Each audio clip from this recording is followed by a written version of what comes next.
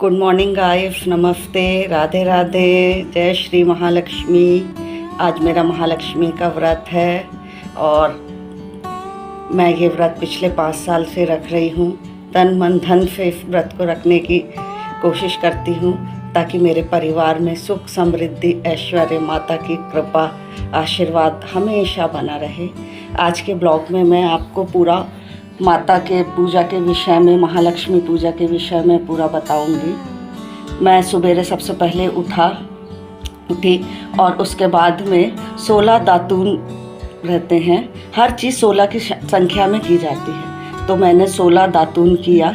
उसके बाद में 16 ही लोटे पानी से नहाया जाता है और उसमें 16 दूबों को डाल के और फिर उसमें 16 लोटे पानी से नहाया जाता है। तो देखिए, मैंने अपनी नहाने की प्रक्रिया पूरी कर ली है, जिसमें मैंने 16 दातूनों का यूज़ किया है और उसके बाद में 16 ही लोटे पानी से नहाया है। इसके बाद में मैं जैसे जैसे करती जाऊंगी आपको इस ब्लॉग में मैं बताती जाऊंगी, और इसमें अगर किसी प्रकार की गलती हो तो मैं क्षमा चाहती हूँ। चलिए मैं आगे आपको बताती हूँ कि क्या करना है। तो गाइस, सबसे पहले हम नहाने के बाद में अपने भगवान का आशीर्वाद लेंगे, भगवान से प्रार्थना करेंगे कि भगवान हमारी महालक्ष्मी के व्रत को पूर्ण करने में हमारी मदद करें। सबसे पहले अपन अक्षत और फूल लेंगे। इसके बाद में अपन सबसे पहले महालक्ष्मी से प्रार्थना करेंगे। हे महालक्ष्मी, अपना नाम लेंगे, अपना गोत्र का नाम लेंगे, महालक्ष्मी से प्रार्थना करेंगे कि हम आज इस व्रत को रख रहे हैं, इसमें किसी भी प्रकार की गलती हो तो उसे क्षमा करेंगे और महालक्ष्मी के चरणों में अर्पित करेंगे। इसके बाद एक कच्चा सूत लेंगे, उसमें 16 गांठें लगानी हैं। 15 मैंने इस तरह से देखिए लगा चुकी हैं, 16वीं गांठ पंडित जी लगाएंगे और ये हम अक्षत के साथ में महालक्ष्मी के चरणों में रख देंगे। जब हम शाम की पूजा करेंगे तो हम ये कच्चा सूत उठा के और फिर अपने हाथ में पंडित जी के द्वारा बांध देंगे। हे महालक्ष्मी, ये देखिए गाइस, ये हमारा पूजा का दरबार है और आज हमने महालक्ष्मी का व्रत रखा है।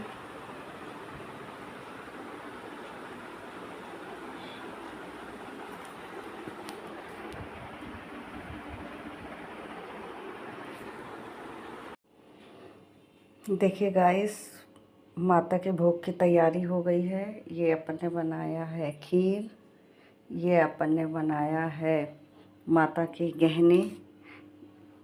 ये जो हाथी होता है उनको गहने पहनाए जाते हैं। ये माता का हार है, ये चूड़ी है, ये पायल है, ये बेंदी है और ये बत्तियां हैं। ये 16 की संख्या में माता को भोग लगाई जाती हैं। ये 16 बत्तियां हैं माता को भोग लगाने के लिए, ये हवन में और देने के लिए हैं। ये बत्तियां बनाई हुई हैं। ये अपन ने घी में इसलिए अभी पंचमेवा वगैरह नहीं डाला है क्योंकि इससे पहले अपन चंद्रमा को अर्घ देने के लिए निकालेंगे, उसके बाद फिर इसमें अपन पंचमेवा वगैरह डालेंगे। ये माता के भोग के लिए तैयार की गई है। अब जैसे जैसे मैं बनाती जाऊंगी वैसे वैसे आपको वीडियो क्लिपिंग्स में दिखाते जाऊँ।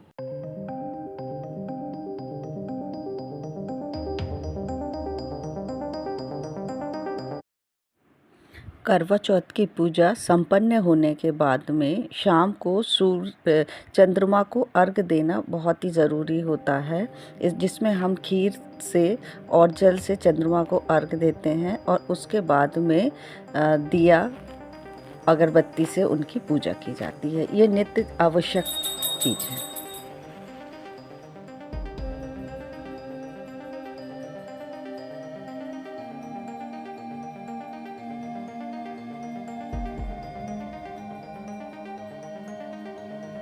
मंगलदीप प्रज्वलन्ते अस्ते अक्षतपुष्पाणि गृहीत्वा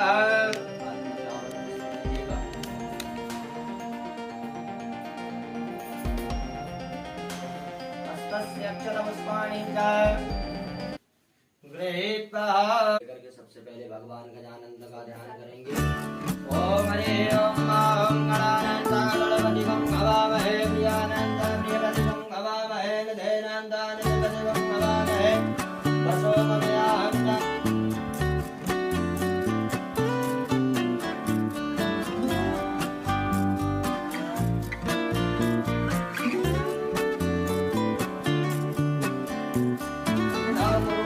देवताभ्यो नमो नमः महावरदेवताभ्यो श्री महालक्ष्मी देवी नमो नमः श्री महालक्ष्मी जलांते पंचामृत दूध दही अलग अलग है, पहले दूध चढ़ा दो। कामधेनु समत्पन्नम ओम पंचनद्याः पपयन्ति तदन्त पंचधाशिष्यो देशस्याः भवसरिताः पंचामृत स्नानं समर्पयामि पंचामृतमयानीतं पयोदधे कृतं मधुं शर्करा समायुक्तं स्नानार्थं प्रतिकृतां नाम पंचामृत स्नानान्ते पुनः शुद्धोदकजल स्नानं च शुद्धजल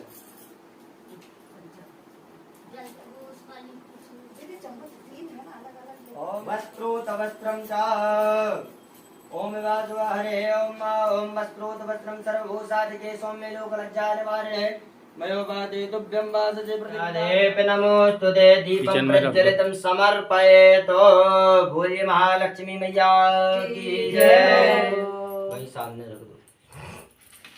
अब हाथ में चावल पुष्प ले लीजिए। वस्त्र बोले तो हाथ बढ़ा दो। वस्त्र बोले तो हैं हमने। आप नीचे करो मैडम। बोले गजानंद भगवान की जय। आनंद कंद कृष्ण चंद्र भगवान की जय। महालक्ष्मी मैया की जय। एक समय महाराज द्रौपायन व्यास जी महाराज हस्तिनापुर आए और उनका आगमन सुनकर के समस्त राजकुल के कर्मचारी महाराज भीष्म सहित उनका सम्मान आदर कर राजमहल में महाराज को स्वर्ण की सिंहासन पर विराजमान किया गया और अर्घपात राजमन से आपका पूजन किया गया। व्यास जी स्वस्थ चित होने पर राजधानी गांधारी माता कुंती ने हाथ जोड़कर प्रश्न किया, महाराज आप त्रिकालदर्शी हैं और आपसे हमारी प्रार्थना है स्त्रियों को कोई ऐसा व्रत बतलाइए जिससे कि हमारी राज्य लक्ष्मी सदा स्थिर रहे और हम पुत्र व पौत्रवान होकर सदा सुखी रह सके। इतना सुनकर के व्यास जी ने कहा कि हम ऐसे व्रत का उल्लेख कर रहे हैं जिससे सदा लक्ष्मी जी स्थिर होकर के सुख प्रदान करेगी। वह श्री महालक्ष्मी का व्रत है जिसका पूजन प्रतिवर्ष अश्विन कृष्ण पक्ष अष्टमी को मनाया जाता है। अपना अपना गंडा बना देना। तब राजरानी गांधारी ने कहा, महत यह व्रत कैसे आरंभ किया जाता है, किस विधान से पूजन होता है, यह विस्तार से बतलाने का कष्ट करे। तब महर्षि जी ने कहा, यह व्रत भादव महीने की कृष्ण पक्ष की शुक्ल पक्ष की अष्टमी के दिन प्रातः काल मन में संकल्प कर किसी जलाशय में स्नान कर करके स्वच्छ वस्त्र पहन करके दूर्वा से महालक्ष्मी जी को जल तर्पण दे करके प्रणाम करना चाहिए। फिर घर आकर के शुद्ध 16 धागे का एक गंडा बनाए, प्रतिदिन एक एक गठान लगाना चाहिए। इसी प्रकार 16 दिन तक 16 गठान लगा करके एक सुंदर घड़ा तैयार करना चाहिए। अश्विन माह की कृष्ण पक्ष की अष्टमी को यह व्रत रह करके मंडप बनाकर चंदोबे तान करके नीचे मट्टी का हाथी का स्थापना कर करके और महालक्ष्मी जी की मूर्ति स्थापना कर करके पुष्पमालाओं से महालक्ष्मी जी व हाथी का पूजन कर करके कई पकवान और मेवा मिष्टान स्वस्थ पदार्थों का नैवेद्य समर्पित कर श्रद्धा सहित महालक्ष्मी जी के व्रत को करने से आप लोगों की राज्य लक्ष्मी सदा स्थिर रहती है। ऐसा विधान बतला करके व्यास जी महाराज आश्रम को प्रस्थान किए। इधर समय अनुसार भाद्रपद मास की शुक्ल पक्ष की अष्टमी से समस्त राजघराने की स्त्रियों ने महालक्ष्मी का व्रत आरंभ किया। बहुत सी नारी गांधारी के साथ मान प्रतिष्ठा हेतु व्रत करने को तैयार हुई। कुछ नारी माता कुंती के साथ भी व्रत करने को तैयार हुई। राजरानी गांधारी द्वारा कुंती से कुछ द्वेष भाव चलने लगा। ऐसा होते ही 15 दिन व्रत के समाप्त हुए और 16वें दिन अश्विन कृष्ण पक्ष अष्टमी का आया। उस दिन प्रातः काल से नगर के नर नारी स्त्री पुरुष उत्सव मनाने लगे और समस्त नर नारी राजमहल में राजनानी गांधारी के यहाँ उपस्थित होकर के तरह तरह के महालक्ष्मी जी का मंडप माटी के हाथी बनाने लगे और बड़े तैयारियां होने लगी। गांधारी जी ने नगर के सभी प्रतिष्ठित नारियों को बुलवाने के लिए सेवक भेजा, परंतु माता कुंती को न बुलवाया और न ही कोई सूचना दी। उस उत्सव को वाद्य ध्वन गुंजारने लगी, जिससे सारे हस्तिनापुर में खुशी मनाई गई। माता कुंती ने इसे अपना अपमान समझा और बहुत ही रंज मनाया और व्रत की कोई तैयारी न की। इतने में ही महाराज युधिष्ठिर, अर्जुन, भीम, नकुल और सहदेव सहित 5 पांडव उपस्थित हुए। अपनी माता को गंभीर दशा में देख करके अर्जुन ने प्रार्थना करी कि हे माता, आप दुखित क्यों हैं? क्या हम भी आपके दुख का कारण जान सकते हैं? तब माता ने कहा कि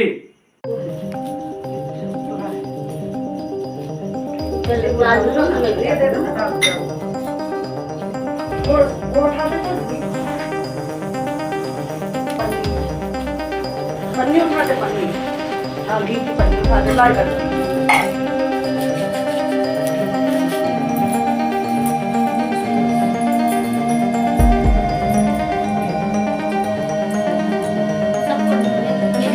नहीं 16 नहीं, आप लोग अनगिनत ले सकते हो, हमारी बस गिनती करके ले। बोलिए श्री महालक्ष्मी मैया की जय, श्री विष्णु भगवान की जय। सुनो महालक्ष्मी देवी रानी, ब्राह्मण बरुआ कह कहानी, ऊंचा सुपरपाटन गांव जहाँ के राजा मंगल जैन दमयंती रानी ब्राह्मण बरुआ कह कहानी, हमसे कहती तुमसे सुनती 16 बोल की एक कहानी। सुनो महालक्ष्मी देवी रानी, ऊंचा सुपरपाटन गांव जहाँ के राजा मंगल जैन दमयंती रानी ब्राह्मण बरुआ कह कहानी, हमसे कहती तुमसे सुनती 16 बोल की। माता मैया जय लक्ष्मी माता, तुम्हें कौन रावत मैया जी को सदा मनावत, हर विष्णु विधाता ओम जय लक्ष्मी माता।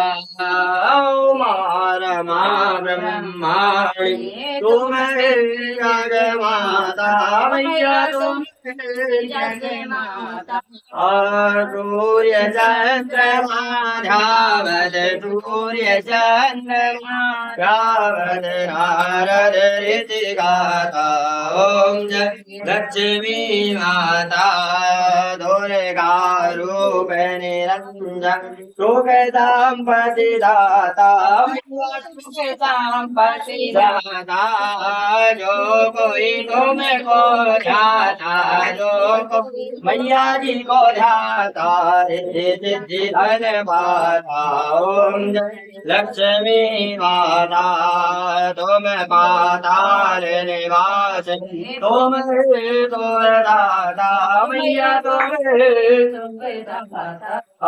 कर्म प्रभाव प्रकाशिनी, कर्म प्रभाव प्रकाशिनी, भवनिधि की दाता ओम जय।